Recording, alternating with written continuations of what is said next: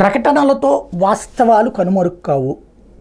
Crime అన్నటువంటిది జరిగినవి, జరుగుతూ ఉన్నాయి, జరగబోతూ ఉన్నాయి. మెరుగుపడిపోయిందని మనం చెప్పడం కాదు, జనం అనాలా. జగనోళ్ళు కూడా ఇంతకుముందు అదే మాట్లాడారు, అంతా బాగుంది అంతా బాగుందని. కానీ జనం చీకొట్టారు. దానికి కారణం మనం చేసినటువంటి విమర్శలు. ఇప్పుడు సేమ్ అదే రిపీట్ అవుతుంది.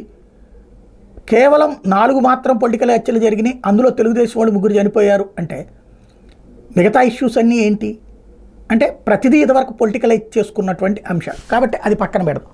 ఫస్ట్ గంజాయి విషయంలో అంత్యగారి శ్రద్ధని అభినందించాలా. చాలా సీరియస్గా దృష్టి పెడుతున్నారు, రెగ్యులర్గా సమీక్షలు చేస్తున్నారు. గంజాయి వ్యవహారం పరిష్కారం కావాలి అంటే ముందు ఏజెన్సీ ప్రాంతానికి ఒకేసారి కొన్ని వందల మంది పోలీసుల్ని దించాలి. అక్కడ లోకల్గా అలవాటు ఉన్న వాళ్ళని దించాలి. గంజాయి పంట అక్కడే ఉంది, గంజాయి కంపెనీలు అక్కడే ఉన్నాయి. పొడిగా చేసే కంపెనీలు, సిగరెట్లు తయారు చేసే కంపెనీలు, లిక్విడ్ తయారు చేసే కంపెనీలు, ఇంజక్షన్లు తయారు చేసే కంపెనీలు అక్కడే పరిశ్రమల్లాగా తయారైపోయి ఉన్నాయి. వాటిట్లలో ఉద్యోగోపాధి అవకాశాలు స్థానికులకు ఇవ్వడం ద్వారా వాళ్ళు స్థానికుల మనసు గెలుచుకుని ఉన్నారు.